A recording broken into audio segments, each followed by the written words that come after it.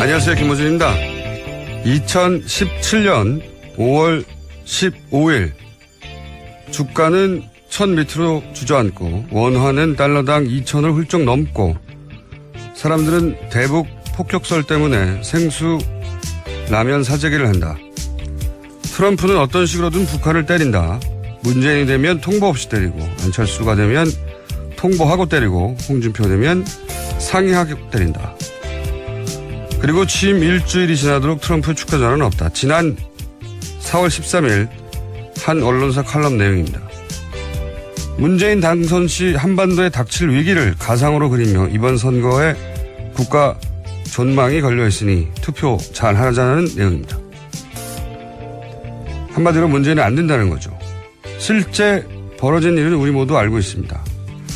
지난주 홍석현 대미 특사와 만난 미 틸러슨 국무장관은 대북 군사 행동을 하지 않을 것이라고 했죠. 우리 보수는 60년 넘도록 친북 좌파 프레임으로 선거를 치러왔습니다. 그 본질은 협박이죠. 보수가 아니면 우린 망한다.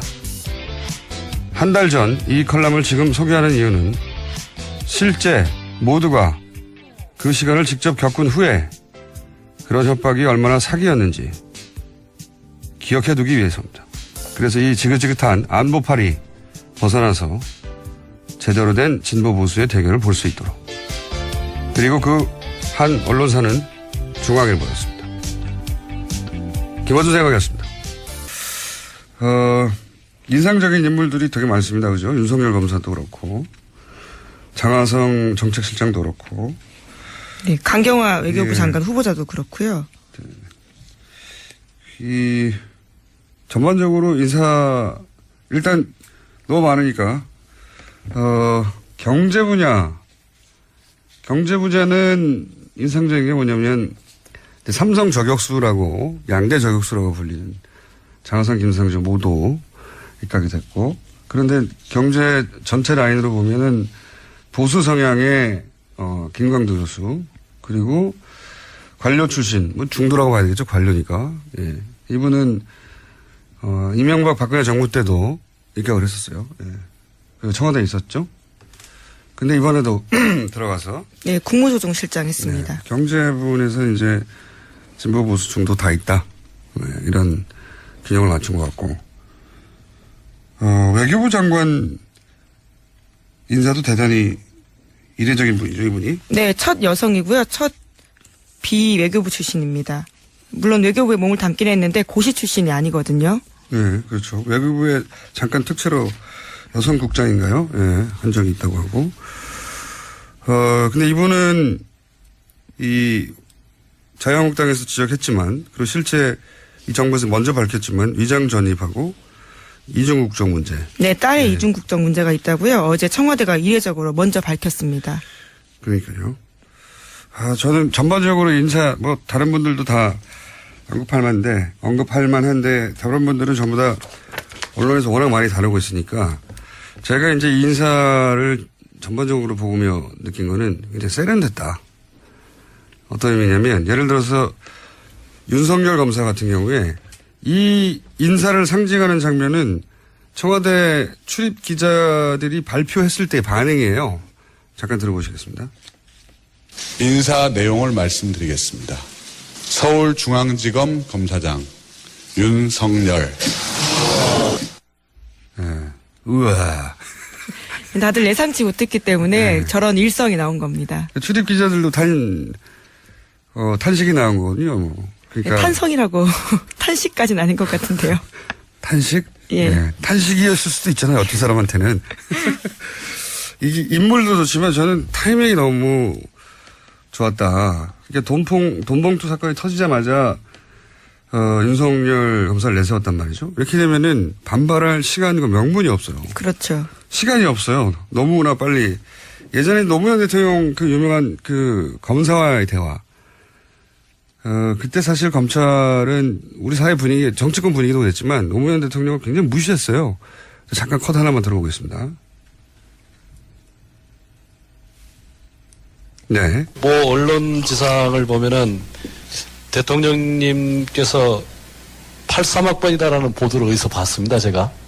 혹시 기억하십니까? 예, 뭐 80학번쯤으로 보면 될 겁니다. 예.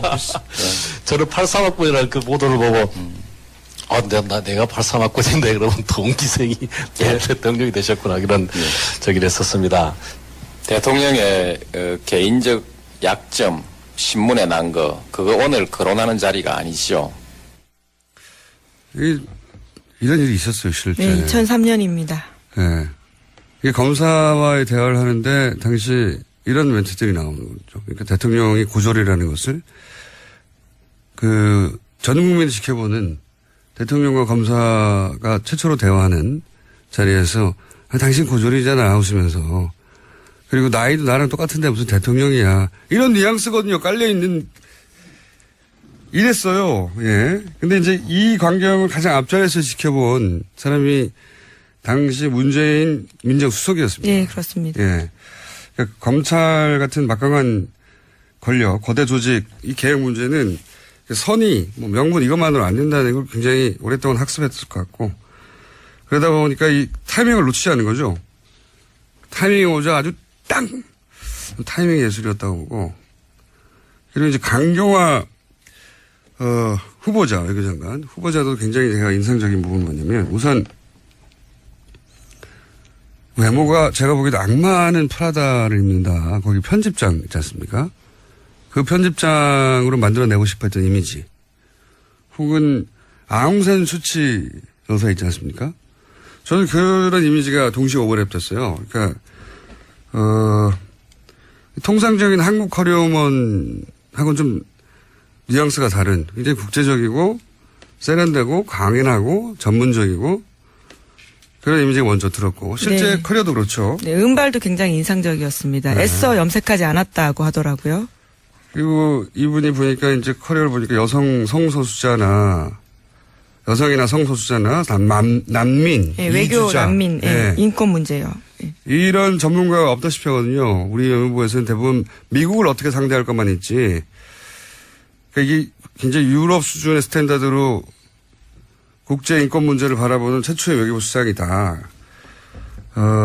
그런 대목에서 굉장히 인상적이고, 그리고 정부가 약점을 다루는 솜씨도 굉장히 노련해요.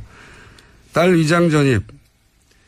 통상 위장 전입이 이제 부동산 투기나 학군 때문에 그건데, 이건 그 케이스가 아니라고 본 거고, 자녀 국적 문제는 대부분 아들의 군대 면탈 문제잖아요. 그러니까 딸이라서 그것도 아니라고 본 거죠.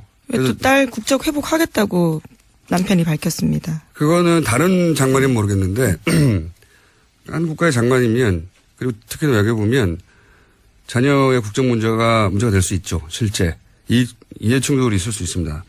그래서 뭐 그건 당연한 거라고 보는데 저는 약점을 다루는 방식이 굉장히 노련하다. 청문회 때 당연히 왜냐하면 그 문재인 대통령이 약속했던 5대 비리 안 된다. 거기에 위장 전입이 들어가는 건 사실입니다. 예. 근데 이제 기존의 위장 전입이 문제가 됐던 사례하고 다르지 않냐 이렇게 생각을 한 것 같고 그래서 당사자가 청문회에서 평가 받아볼 만한 사안이다 이렇게 본 것 같아요. 그래서 근데 이걸 미리 내놨어. 이렇게 되면 야당이 원래 막 칭송만 언론을 통해서 받고 있던 후보에 대해서 갑자기 청문회에서 탁 치고 나와서 이슈 사이팅을 해야 되는데 이 기회를 뺏어버린 거거든요. 굉장히 노련했다고 봅니다, 저는. 물론 인선 발표 나고요. 김성원 자유한국당 대변인이 관련해서 인사원칙 무너진 거 아닌지 우려스럽다라는 논평 내긴 했습니다. 당연히 야당에서 그런 논평을 낼 수 있고요. 청문회에서도 집중 공격하겠고 언론에서도 그때 문제가 되겠지만 이게 김빼기에 기술적으로 정치적으로 노련했습니다. 예. 제가 최근에 받은 인상은 그렇다는 거예요. 예. 굉장히 노련하게 처리하고 세련되게 처리하고 있다. 인물도 그렇고. 자, 다음 수는요? 네, 또 윤석열 검사 관련해서 인사 있자요. 이완규 인천지검 부천지청장이 검찰 내부망에 글을 올렸습니다. 재청은 누가 했는지 장관이 공석이니 대행인 차관이 했는지 의문이 든다면서 인사 과정에 대한 설명 요구했습니다. 그러자 청와대에서는요. 절차적 하자가 없다라고 밝혔습니다. 이게 거의 지금까지는 드러난 유일한 검찰 내부에서의 반발에 가까운 거거든요. 네. 근데 타이밍이 워낙 좋았기 때문에 검찰의 조직 그때 그 노무현 대통령 시절에는 그 평검사 회의부터 시작해가지고 모든 단위에서 반발이 조직적으로 있었거든요. 이번에 그런 게 없습니다. 타이밍에 윤석열 검사라고 하는 상징적인 인물의 문제이기도 하지만 워낙 타이밍이 잘 들어서. 자, 다음 뉴스는요. 네, 이 해당 이완규 부천지청장은요, 지난 2003년에 노무현 전 대통령 검사와의 대화 가졌던 인물이기도 하다고 합니다. 네, 그때도 인상 문제를 거론했던 걸로 저는 기억합니다. 예. 자, 다음 뉴스는요. 인사 뉴스가 너무 많아가지고. 네네. 이제 북한이 어제 오후 4시 59분쯤 평안남도 북창 일대에서 탄도미사일 한 발 발사했습니다. 어제 미사일 발사는 꼭 일주일 만이고요. 새 정부 들어서 두 번째입니다. 이게 제가 보기에는 청와대 외교안보라인 임명하는 날 일부러 맞춘 것 같아요. 예. 그 홍석현 대미대사가 이제 틸러슨 국무장관을 왜 탄핵 기간 동안 방한했다가 외교부가 그렇게 밥 먹고 하는데 안 먹고 한 사람입니다. 근데 이 양반이 뭐라 그랬냐면 북한 체제 보장하고 군사행동하지 않겠다 이런 말을 했거든요. 이제 그런 말을 한 미국과 남한 새 안보 라인이 어떻게 나오나 말로 안전 보장은 필요 없고 떠보는 목적이었지 않았을까. 그래서 이제 북한은 협상에 서로 나서더라도 우리는 가장 강력한 상태로 나서겠다. 뭐 그런 메시지겠죠. 자, 관련해서. 네, 문재인 대통령이 어제 NSC 상임위원회 소집했습니다. 문 대통령은 어제 하루 연차 내고요. 오늘 하루 연차 내고 어제부터 양산 사저에서 머물렀는데 북한의 미사일 발사 사실을 정의용 국가안보실장에게 보고받고 이같이 지시했습니다. 그렇군요. 휴가였어요? 네, 그게 굉장히 눈에 띄는데요. 박수현 대변인은 문 대통령의 휴가 배경에 대해서 대통령 휴가가 연간 21일 정도 되는데 그중에 하루를 정식으로 사용했다라고 밝혔습니다. 여기서 웃음이 빵 터졌는데 대통령 연차를 말하는 거잖아요, 이게. 그렇죠. 예. 누구나 가지고 있는 건데 대통령도 가지고 있었습니다. 대통령이 연차인지 몰랐어요, 저는. 근데 워낙 제가 보기에는 꼼꼼하니까 성격 대단히 꼼꼼한 분이거든요, 이 양반이. 내 휴가가 어떻게 되는 거야? 물어봤을 거라고 저는 거의 틀림없이. 그리고 규정을 뒤져봤겠죠. 대통령이 아무도 그걸 안 물어보는 거니까 뒤져봤더니 대통령 공무원이잖아요. 그래서 연차가 21일입니다 하니까 그럼 그중에 하루 써야 되겠어. 이렇게 된 거라고 저는 보거든요.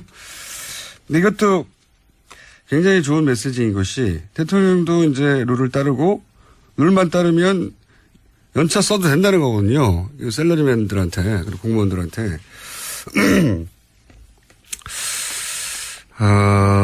이 얘기 나오니까 제가 다른 뉴스 전에 제 나름 현 국정지도 굉장히 높단 말이죠. 이례적으로 높은 편이라고 합니다. 잠시 후 리얼미터하고 만나겠지만. 근데 이제 지난번에 한번 얘기했지만 이 문재인 정부 특징이 상징을 잘 다룬다는 건데 어떤 의미냐면 검찰개혁. 이건 무슨 담화문 방식으로 할 수 있어요. 뭐 혁신위원회 만들고. 근데 그렇게 하지 않고 윤석열 검사라고 하는 상징으로 어떻게 되겠구나 이렇게 느껴지게 하는 거죠. 그리고 뭐 예를 들어서 국가보훈처. 보훈처라는 게 국가에 헌신한 국민에게 국가 보상하는 거거든요. 근데 여기 이제 피우진 중령 같은 경우는 그 유방암 가슴 절제술을 했다고 강제 퇴역 당했다가 국가를 상대로 다시 행정소송을 해서 국회에 복귀했단 말이죠. 국가에 헌신했는데 국가가 퇴출시켰어요. 그러한 여군보다 국가 보훈의 정신을 잘 드러내는 상징이 없단 말이죠. 이것도 상징인 것이고 인사들이 이런 상징을 굉장히 여러 레이어로 담고 있어요. 뭐 성평등이나 지역 안배나 진보 보수나 뭐 서열 탕평도 있고요. 탕평도 있고 서열 파괴나 격식 파괴나 말로 설명하지 않는데 인사를 보고 이 정부가 어디로 가는지 사람들이 느껴지는 겁니다. 예를 들어서 5.18 기념식장에 대통령이 처음으로 정문으로 걸어 들어갔다고 했는데 그때 같이 들어갔던 사람이 4.13 제주 피해자들이에요. 이거 언론에서 잘 안 따지고 있는데. 그리고 합창단 있지 않습니까? 임을 위한 행진곡. 합창단이 전국 16개 도시에서 다 선발됐어요. 일부러 그렇게 한 거거든요. 안 따지는데. 그리고 이제 노무현 대통령 애창곡 상록수를 부른 사람이 안철수 후보 지지한 가수 전인권이었다. 뭐. 아니면은, 그리고 찾은 식당이 5.18 희생자가 운영하는 식당이다. 뭐. 그 다음에 야당 원내대표 찾아갔는데 미리 서서 기다리고 있었다. 그 다음에 이름표를 달지 못하게 했다. 이 디테일에 다 상징을 담고 있거든요. 이 굉장한 힘이 되는 것이 예를 들어서 박근혜 창조경제, 이명박 녹색경제, 이거 아직도 아무도 모릅니다, 뭔지. 근데 2주 지내는데 이제 우리는 이 방향으로 갑니다 하는 거를 일일이 말로 하지 않았지만 상징으로 느낄 수 있게 만들어주는 거거든요. 네, 강력한 메시지죠. 네. 제가 그래서 이건 인문학적 소양에서 나오는 거라고. 그래서 문재인 정부는 저는 인문학 정치를 하고 있다고 평하고 싶은데 제가 오늘 이 말을 하는 이유는 이런 식의 정치가 계속되면은 야당이 이 기존 문법으로 상대하기 어려워요. 무슨 의미냐면 이렇게 계속하면은 소위 문화적 헤게모니를 주게 되는 거거든요. 예를 들어서 강남 3구가 이 보수의 표를 주는 이유는 좀 단순화시키면 우리 사회에서는 진보는 좀 촌스러운 운동권이고 그다음에 보수는 성공의 이미지를 독점했단 말이죠. 그러니까 좀 옳지만 가난하고 촌스럽고 무능한 진보. 그게 사실이든 사실이 아니든 이미지가 그랬던 이기적이지만 성공하고 세련되고 유능한 보수. 이런 진보 보수 상징 대결에서 항상 진보가 졌어요. 근데 이 문재인 정부는 뭐 조국 교수나 광경화, 윤석열 이런 인사들을 통해서 진보적인 게 굉장히 쿨하고 세련되고 스마트하고 정의로운데 실제 성공도 한다. 이런 이미지 문화적 헤게모니를 쥐고 있는 거예요. 반면 보수는 지금처럼 하면 꼰대스럽다. 뭐. 너무 완고하다. 능글능글 맞다. 또는 뭐 후줄근하다. 여성을 비하한다. 이런 이미지로 떨어지게 돼 있어요. 이 상징 투쟁에서 이기고 있다는 거예요. 그래서 제가 보기에는 이 문재인 정부 스타일을 보수가 연구를 해서 앞으로 상대해야 한다. 이 상징 투쟁에서 계속 지고 너무 길게 얘기했나 하다 보니까. 너무 큰 걱정을 하고 계신 것 같습니다. 아니 이게 진보 보수가 적당하게 견제 균형이 있어야 되는데 이렇게 나가는 정부를 상대로 옛날처럼 상대하면 안 된다는 겁니다. 야당이 이번 정부를 상대하기 쉽지 않을 거라는 생각이 계속 들고요. 제목 정도 몇 가지 읊을 수 있을 것 같습니다. 네. 네, 문재인 대통령 차기 업무 지시가 4대강 재조사라는 한국일보 보도가 있었습니다. 당연히 4대강 재조사를 지시했겠죠. 네. 문제는 계속 제기왔으니까. 예, 다음은요? 예, 그리고 넥슨이 강남 땅 거래 이전부터 우병우 처가 땅인 사실을 알았다라는 한겨레 단독 보도가 있는데요. 검찰은 수사 과정에서 이런 문건이 담긴 진술을 확보하고도 이를 무시하고 무혐의 처분했다고 합니다. 우병우 관련 소식이네요, 결국. 넥슨. 검찰이 알았다는 거잖아요. 그렇죠. 예. 이것도 재조사, 재수사가 되겠네요. 그러면. 이런 뉴스들이 있고요. 예. 하여튼 인문학적으로 그리고 세련된 정부다. 상징투쟁에서 이기고 있다. 그리고 개인적으로 수염 안 깎는 대통령이 좀 나왔으면 좋겠어요. 상징 투쟁에서 이길 수 있는 건가요? 네. 수염 안 깎는 게 좀 세련된 것이다. 이런, 예. 자, 안녕하세요. 김어준입니다. 오늘은 노무현 8주기입니다. 노무현 전 대통령을 싫어하는 분들도 많습니다. 그분들은 여전히 그 죽음을 애달파하는 사람들을 도무지 이해할 수 없다고 합니다. 그럴 수 있죠. 이해하지 못할 수 있습니다. 8주기 되는 날이니 그렇게 슬퍼하는 사람들을 한 번쯤 이해해 보려 하는 것도 나쁘지 않을 겁니다. 그건 이런 겁니다. 그 사람들에게 노무현은 내가 어린 시절 배운 아주 단순하고 순진한 정의, 우리 편은 이기고 나쁜 놈은 진다는 수준에 나는 나이 먹어가며 반드시 그런 건 아니라는 걸 어쩔 수 없이 받아들였지만 그래도 여전히 그런 게 있다고 믿고 싶은 그런 정의의 원형질이 사람으로 체화된 상징입니다. 그래서 노무현의 죽음은 아직도 내 안에 어딘가에서 살아있던 그런 단순한 정의를 믿고 싶은 어린아이가 함께 쓰러진 거죠. 내 안에 아이가 같이 죽은 겁니다. 그런 그런적 상실감을 이해할 수 있을지 솔직히 모르겠습니다만 그게 그런 겁니다. 8주기를 맞아 아주 조금만 더 서로를 이해하고 사는 세상이 됐으면 바라봅니다. 김어준 생각이었습니다.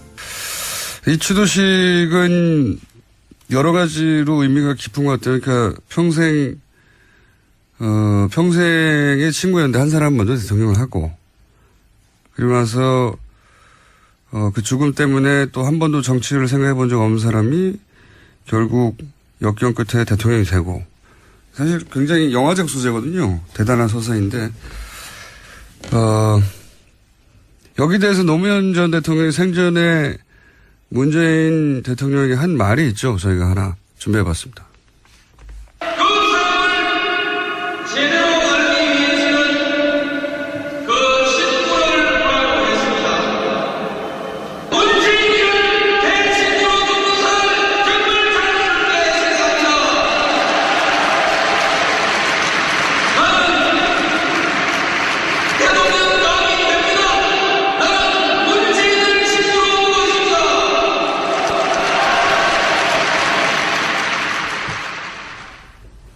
이게 이제 연설 현장에서 한 거라 정확한 워딩이 들렸을지 모르겠는데 나는 대통령이 가면 된다. 왜냐하면 나는 문재인을 친구로 두고 있기 때문에 뭐 문재인 대통령에 대한 멘트는 대부분 이런 식이에요. 예.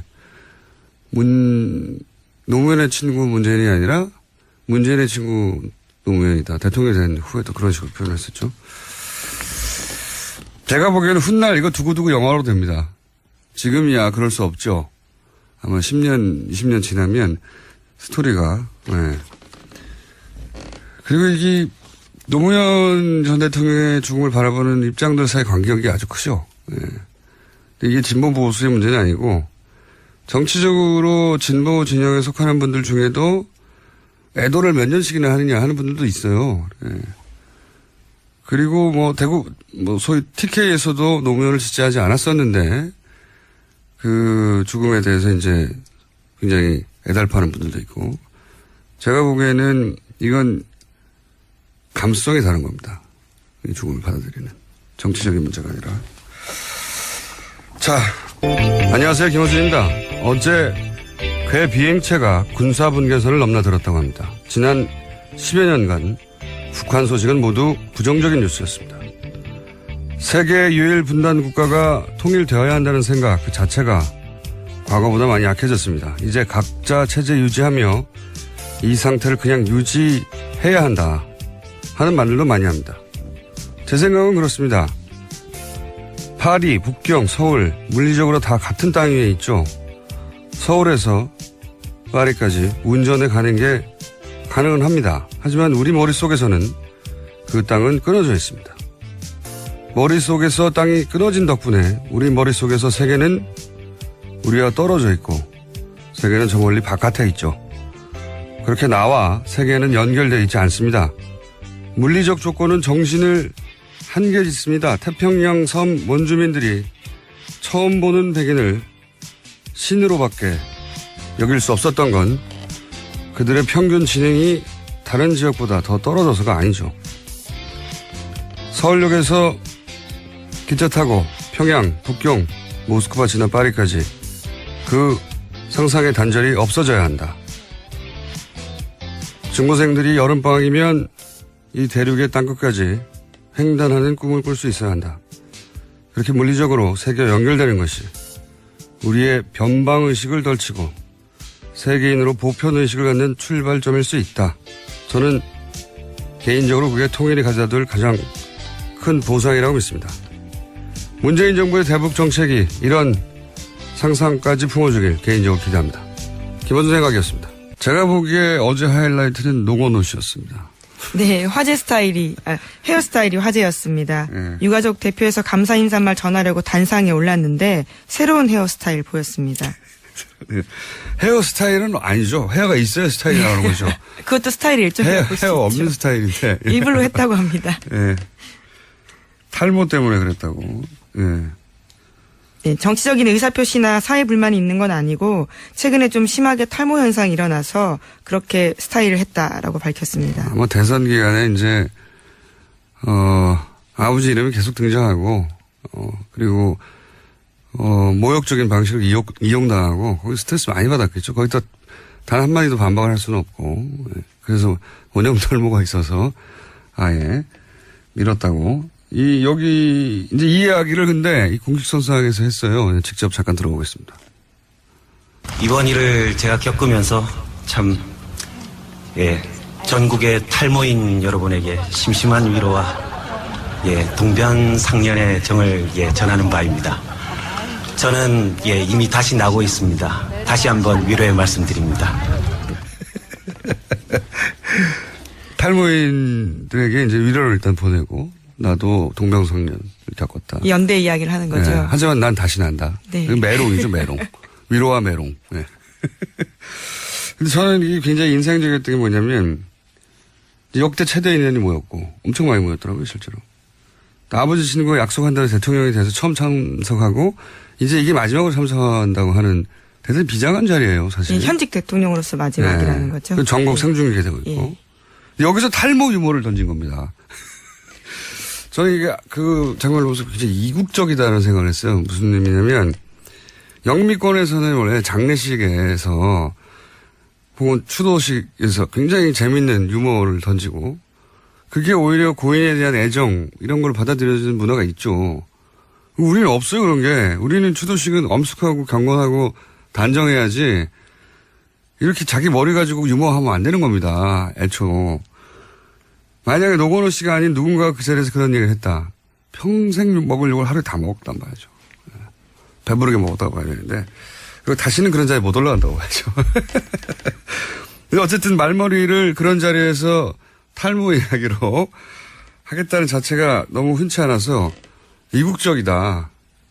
다른 나라가 별로 안 떠올라왔어요. 네, 여유도 좀 생긴 것 같고요. 과거 때를 비교해 보면요. 과거 이 발언이 한번 화제가 됐던 건 김무성 당시 새누리당 대표가 왔을 때 그 NLL 가지고 근데 이걸 또 비꼬 와서 반어적으로 대인의 풍모라고. 네, 진정 대인배 풍모하고 왔다라는 식으로 이야기를 했죠. 네, 굉장히 기본적으로 풍자적 화법을 구사할 줄 아는 그렇게 표현했었어요. 근데 여하간 이제 이런 자리에서 탈모 유머를 썼잖아요. 이거는 기본적으로 나는 뭐 누구한테 덕볼 생각도 없고 눈치 볼 생각도 없고 그런 배짱이나 감각이 기본적으로 있어야지 이럴 수 있는 건데 우리나라에 굉장히 고려할 게 많잖아요. 눈치 볼 것도 많고 지킬 것도 너무 많고 이러기가 어렵습니다. 아주. 그래서 이런 장면이 잘 안 나오는 거라서 저는 이국적이라고 생각했어요. 이국적이고 이런 거는 이제 저 같은 근본이 없는 뜬금없는 고백을 이렇게 잡놈 이런 사람 좀 돼야지 이렇게 막 던지면서 사는 거군요. 뭐 어때? 이러면서 웃기는 게 좋은 거잖아 라고. 그래서 한편으로는 같은 과인 것 같아서 반갑기도 하고요. 저는 개인적으로 만나본 적은 없습니다만. 또 한편으로는 아버지를 묘한 지점에 닮았어요. 노무현 대통령도 그 자리와 상관없이 자기 유머를 막 던져가지고 대통령 시절에 그까지 공격 많이 받았었죠. 예. 노건호 씨가 뭐 절대 정치를 하지 않을 것 같지만 해도 걸물이 될 것 같다는 생각이. 혼자 정치를 한다는 얘기가 절대 아닙니다. 그런 얘기가 절대 아니고요. 저 혼자 그런 생각을 했다는 거죠. 혼자서 하여튼 즐거웠습니다. 이런 거죠. 친노와 탈모의 만남? 다음 뉴스 전해 주십시오. 네, 다시 난다고 합니다. 본인 말로는요. 두고 봐야 알죠. 네. 네, 어제 대비되는 장면이 있었습니다. 서울중앙지법 417호 대법정에 박근혜 전 대통령 들어섰습니다. 수의 대신에 남색 정장에 검은색 구두를 신었고요. 가슴 왼편에는 수번 503번이 적힌 동그란 플라스틱 배지를 달았습니다. 수번 위에는 나대 불츠라고 쓰여 있었는데 나는 이번 사건 공범들을 표시하는 말이고 대는 대기업 뇌물, 불은 블랙리스트, 치는 동계 스포츠 영재센터 등 이번 사건과 관련돼 있는 글자들을 압축한 뜻이라고 합니다. 혐의를 정한 거군요. 네. 이게 어디다 한번 얘기했지만 좀 대단한 의원이자 의원이라고. 만약에 그러니까 같은 날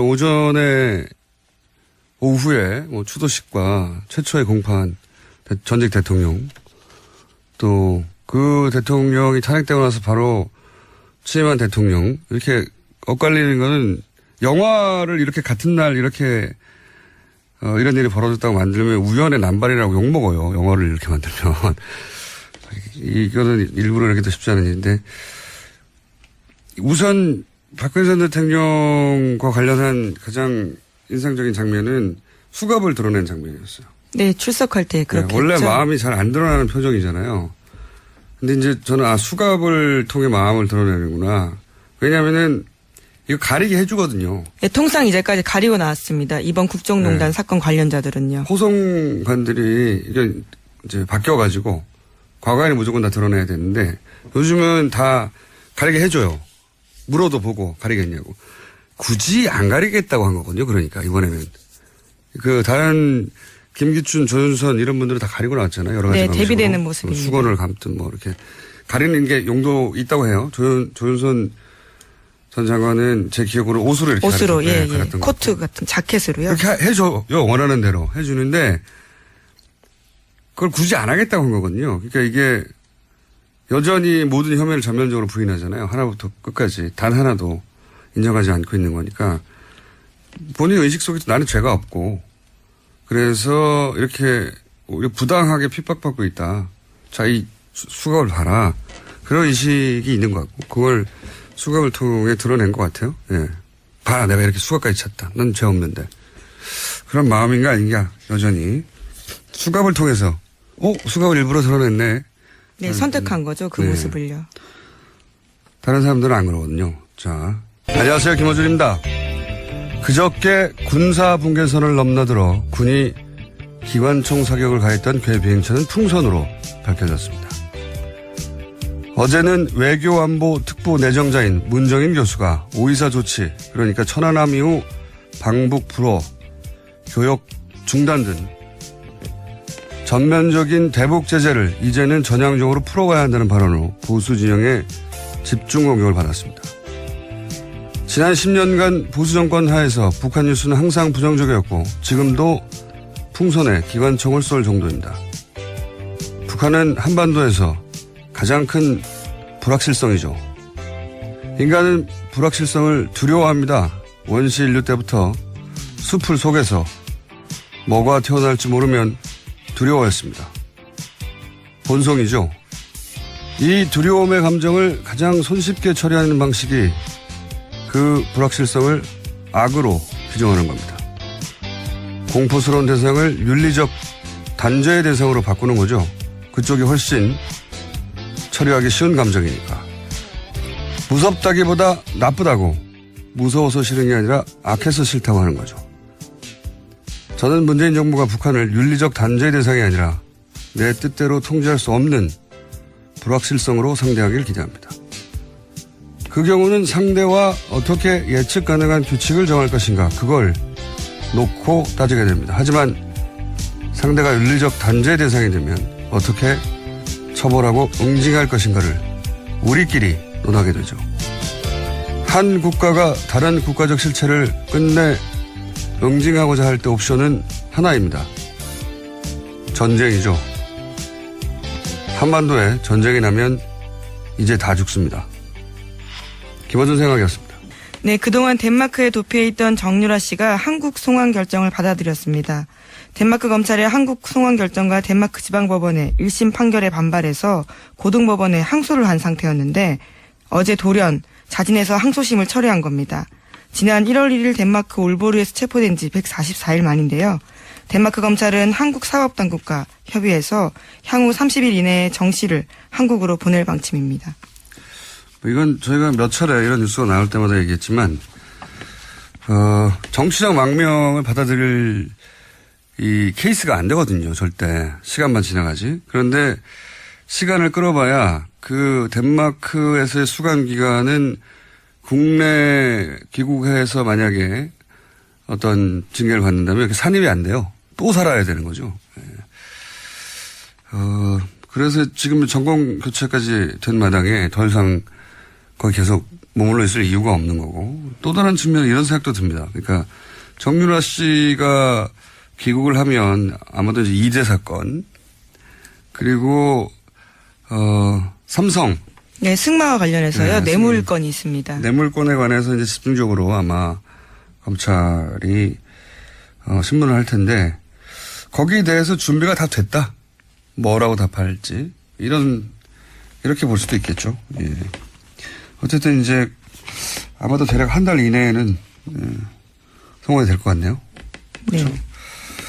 그런데 이렇게 청문회를 하니까 야당 의원들한테 문자 폭탄이 갔다고. 네, 어제 그 부분에 대해서도 질문을 기자들이 했었는데 총리 후보자가 표현의 자유 부분들은 존중하지만 좀 자제할 필요가 있겠다라는 식의 이야기를 했습니다. 저는 자제할 필요가 없다고 생각합니다. 왜 그렇게 생각하냐면, 이 청문회 관련해서도 이제 드러나는데, 유권자들이 많이 바뀌었어요. 미디어 관련하면서도 얘기했지만, 일단 청문회 자체를 일반 시민들이 많이 시청합니다. 첫 번째. 이런 정치적인 콘텐츠를 마치 대중문화를 대하는 수준으로 직접 지켜보고 스스로 판단하고 막 내용도 공유하고 예전엔 재미없어서 안 봤거든요.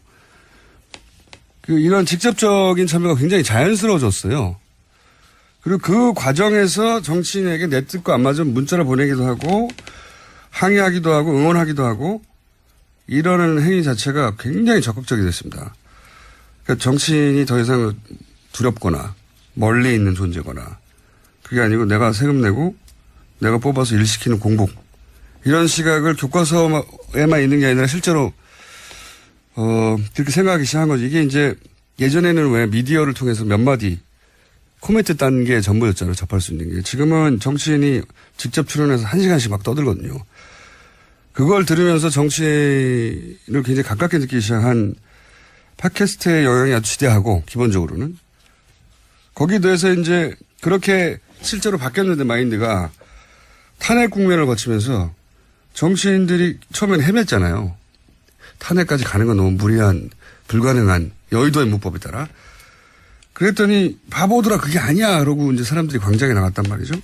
그런 경험을 집단적으로 하면서 정치인한테 자기 의사를 직접 표명하는 게 이상한 일도 아니고 자연스럽고 해야 하는 일로 바뀐 거예요. 제가 보기에는. 근데 이걸 이제 누가 시켜서 보낸다고 생각하거나 아니면은 배우가 있다고 생각할 수가 있는데 그렇게 생각하면 앞으로는 정치인하기 힘듭니다. 그래서 이게 불편하고 처음 겪는 경험이라 막 배우가 있고 음모가 있다고 생각할 수 있는데 아니에요. 이게 불특정 다수가 그렇게 생각하는 불특정 다수가 너무 많아진 거예요. 정치인들이 여기 익숙해져야지 이거 하지 말라고 해서 바뀔 게 아니에요 이제. 다만 어제 총리 후보자 이야기는 그 문자의 내용과 태도에 대한 이야기로 보였습니다. 그거는 어쩔 수 없어요. 제 말은 예의가 바른 사람도 있고 격한 사람도 있고 근데 이런 게 익숙해져 가면서 이제 문자를 보내는 사람들도 점점 뭐랄까요 훈련이 되고 튜닝이 되어 가겠죠. 왜냐하면 욕을 하는 게 목적이 아니라 내가 원하는 방향으로 정치를 끌고 가고 싶은 거거든요. 유권자들은. 처음 만들어진 현상이라 양쪽에서 모두 당황스러운 부분과 뭐랄까요 아주 서툰 부분이 있는데 이거 하지 말라고 한다고 해서 없어지지도 않고 이게 나쁜 일이라고 하거나 이러지 말라고 해서 없어질 일도 아니에요. 굉장히 큰 변화가 생겼어요. 최근에. 하여튼 적응해야 한다고 봅니다. 정치인들이. 예의를 지키는 수준에서. 예. 네, 유권자들이 개개인들이 예의를 다 지키라고 어떻게 합니까? 길거리에서 가다 욕도 하라고 그러는 거죠. 그건 이제 스스로 깨달아 가겠죠. 유권자들도 이런 얘기가 나오면서. 하여튼 이 현상 자체를 부정하거나 부정적으로 바라봐서는 도태된다. 바뀌었습니다. 환경이 완전히. 다음 뉴스는요? 네, 어제 가장 화제가 됐던 건 김무성 의원의 김포공항 노룩 패싱이었는데요. 관련해서 김무성 의원이 자신의 입장을 냈습니다. 노룩. 그거요? 네, 어제 뉴스공장에서도 이야기가 나왔었는데 네. 기자들이 관련해서 화제가 되자 물어보자 수행원이 보이길래 이렇게 밀어줬는데 왜 이게 잘못된 것이냐면서 그게 이상하게 보이더나라고 반문했다고 합니다. 네. 본인한테는 억울한 점이 있는 거예요. 나오는데 본인과 아주 가까운 수행원이 있어서 내가 거기까지 걸어가지 않고 밀어줬다 이거죠. 캐리어를. 자율주행을 시킨 거죠. 잠시. 근데 사람들한테 이렇게 어떻게 비치냐면 자기 아랫사람에게 무례하게 대한다. 이렇게 느껴지는 거거든요. 그 화면만 보면 그렇게 느껴집니다. 그 화면만 보면. 예. 둘 사이의 관계도 느껴지지 않고 굉장히 아랫사람을 저런 식으로 대하는구나 예, 하고 하대하는 모습으로 느껴지는 거기 때문에 왜 그게 이상한지를 깨닫지 못하면 역시 정치를 앞으로는 하기 힘듭니다. 예민해졌어요. 사람들이 섬세하고. 자, 하여튼 그렇게 보여서 다들 그걸 근데 우리만 그렇게 본 게 아니에요. 제가 알기로는 어제 레딧이라고 미국 굉장히 큰 커뮤니티 사이트가 있어요. 거기서도 영어로 이 동영상을 놓고 수천 개의 댓글이 달렸어요. 예, 제목이 코리안 폴리티션 스웩이라고 해서 스웩. 약간의 허세. 예. 굉장히 화제가 됐습니다. 그러니까 우리나라 사람만 이상하게 보는 게 아니고요. 예, 전 세계에서 정치인이 이렇게 했을 때 느껴지는 반응은 공통적인 거니까 왜 그러는지 모르면 안 되는 거죠. 예. 안녕하세요. 김호준입니다. 오늘부로 미일 중로 4개국 특사들이 모두 귀국했습니다. 이들 4개국 관련해서는 4개국 모두 관련됐을 뿐만 아니라 국내 정치적으로도 정당별 입장이 갈리는 사드 배치 문제가 향후 가장 민감한 이슈 중 하나가 될 겁니다. 과연 이 무기의 성능은 미군이 그리고 박근혜 정부 하에 국방부가 주장하듯 그렇게 뛰어난 게 맞긴 맞는지부터 비용 문제는 어떻게 해결하고 국회 비준은 어떻게 할 것이며 중국과의 군사외교적 긴장 고조와 경제적 손실을 감수할 만큼 안보 이득이 과연 있는 건지까지 여러 검토가 필요할 겁니다. 저는 이 무기 자체보다 국민들이 이 무기 도입으로 인해 우리가 어떤 이득을 얻고 대신 어떤 대가를 지불해야 하는지 정확하게 아는 것이 훨씬 중요하다고 봅니다. 그런 판단의 근거가 충분히 사실대로 제공되고 그리고 국민 다수가 배치를 원한다면 그럼 저 개인으로는 배치에 반대해도 그래서 배치를 지지할 수는 없어도 그 결정 과정을 존중하고 결과 역시 수용할 수 있다는 국민들 많을 겁니다. 지금까지 사드 배치에서 가장 큰 문제는 바로 이 과정 전체가 생략됐을 뿐 아니라 심지어 정부가 거짓말을 했다는 거죠. 그러니까 사드 배치와 관련해 문재인 정부가 가장 먼저 해야 할 일은 무엇보다 지난 정부가 사드 관련해 밝히지 않았던 것이 무엇인지 그것부터 밝히는 겁니다. 김어준 생각이었습니다. 네. 야당 청문 의원들은 청문회 이틀 동안 1,000통이 넘는 문자 메시지 받았다라고 합니다. 문자 메시지 1,000통이 넘는 이거 관련해서는 좀 뉴스 좀 나오고 어디도 잠깐 뭐 자제할 필요 없다고 제가 했는데 이게 이제 문자 폭탄이라는 단어부터가 굉장히 부정적인 뉘앙스죠. 근데 가만히 생각해 보면 이건 문자를 받는 정치인 시각에서 본 겁니다. 정치인 입장에서는 막 쏟아지니까. 그런데 보내는 유권자들 입장에서 이 현상을 보면 자, 우리 모두 같이 문자 폭탄을 보내요 하고 서로 텔레파시를 보낸 다음에 일시에 문자 보낸 게 아니에요. 그러니까 이 문자는 폭탄이 아니고 하나하나가 다 유권자들이 개별 행동을 한 거예요. 그런데도 이렇게 많이 문자가 가는 건 그 어떤 정치인의 어떤 언행을 보고 같은 감정을 느낀 유권자가 그렇게 많다. 그걸 입증하는 겁니다. 그러니까 문자 폭탄이라고 부르면 안 되는 거예요. 정확하게. 이건 그냥 정치인이 문자를 많이 받았네? 라는 관점에서 그 결과치만 보는 거고요. 거꾸로 봐야 되는 거죠. 유권자가 서로 맞추지도 않았는데 특정 행동에 대해서 문제가 있다고 느끼는 사람이 그렇게 많다는 겁니다. 그러니까 이거는 문자를 받는 정치인 시각에서 폭탄이라고 할 게 아니고 그 정치인이 대체 무슨 정치적 행위를 했길래 그렇게 많은 유권자들이 동시에 반응한 거지? 이렇게 봐야 되는 거죠. 그렇게 보면 유권자 입장에서는 문자로 항의를 하는 거거든요. 문자로 지적을 하는 거고. 그럼 문제가 없는 거예요. 용어만 바뀌어도. 생각해보면 아니 뭐 정치인이 아닌 저도 방송하면 막 수백 통씩 문자가 쌓입니다. 저기에. 카톡도 오고 게시판에 뭐 앱에 욕설도 오고 방송국으로도 막 전화 게스트가 뭘 마음에 안 들면 수백 통씩 전화 오기도 해요. 항의 전화 오고. 어떤 날은 거의 전체가 비난입니다. 저희 PD부터 끌려 나와가지고. 마음에 들지 않는 게스트가 마음에 들지 않는 말을 하거나 하면 PD 나가 죽어라 이것부터 시작해가지고. 그렇다고 제가 우는 소리 합니까? 아니 우는 소리를 한다고 정말 잘 울었다고 누가 해줍니까? 바보 소리나 듣지? 응? 청취자 반응조차 수용하지 못한다는 소리 듣지. 정치인만 왜 우는 소리를 듣고 있는 거죠? 이거는 정치인들은 한 사람 한 사람이 헌법기관이에요. 대의기관이고. 그런데 어떤 정치행위, 뭐 청문회를 하든 가중이든 어쨌든 하는데 유권자가 이것은 문제라고 정치 의사표현을 하는 거예요. 거기다 왜 우는 소리를 합니까? 이전에 그런 적이 없었던 거는 과거에는 정치인한테 그런 문자를 보내는 게 두려웠거든요. 막연히. 정치인이 막 대단한 것 같고 감히 국회의원에게. 내 일도 아닌데 그 일이 직접. 뭘 그렇게까지 하나. 근데 그게 이제는 이 정치적 참여식 대단히 높아져가지고 그 벼슬이 아니고 세금 받는 공복이니까 내가 정치적 의사표현을 하는 거예요. 당연히. 이게 이전에는 그런 적이 없다고 해가지고 폭탄이라고 문자를 받는 정치인 입장에서 바라보면 안 되는 거예요. 정치적인 행위는 언제나 유권자한테 이렇게 감시 평가의 대상이 돼야 되는 겁니다. 그걸 감수해야 될 의무가 있는 거고 안 그러면 정치는 하면 안 되는 거예요 이제. 유권자 의식이나 행동 양식이 계속 변하는데 정치인이 여기 적응을 못하면 안 되는 거죠. 적응을 해야지. 아니 옛날처럼 부르지 마세요 이런 거거든요. 근데 물론 뭐 시간이 너무 늦다거나 내용이 협박성이 있다에 대해서 호소하는 부분도 있었습니다. 그런 사람도 있겠죠. 저희 문자에도 많아요. 욕설도 있고.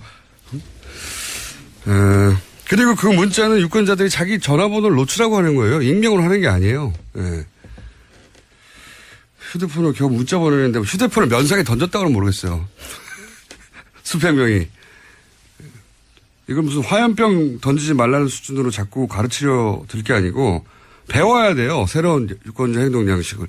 그러면 휴대폰 하나 더 두세요. 문자 받는 휴대폰을 정치인들이 직접적으로 공개하고 저한테 항의하시거나 의견이 있거나 또는 뭐 격려하실 분들은 제가 일상적인 생활도 해야 되고 하니 휴대폰을 하나 더 두겠습니다. 라고 하든가. 하여튼 저는 이 현상을 바라보는 언론의 태도도 마음에 안 들고 이걸 문자 폭탄이라고 부르는 용어도 마음에 안 들고 왜 문자 폭탄이에요? 그럼 받는 사람 중심으로 그 정치인 해당 관점에서 용어를 정한 거예요. 보내는 사람은 다 개별적으로 보내는 겁니다. 하나하나. 너무 길게 했네.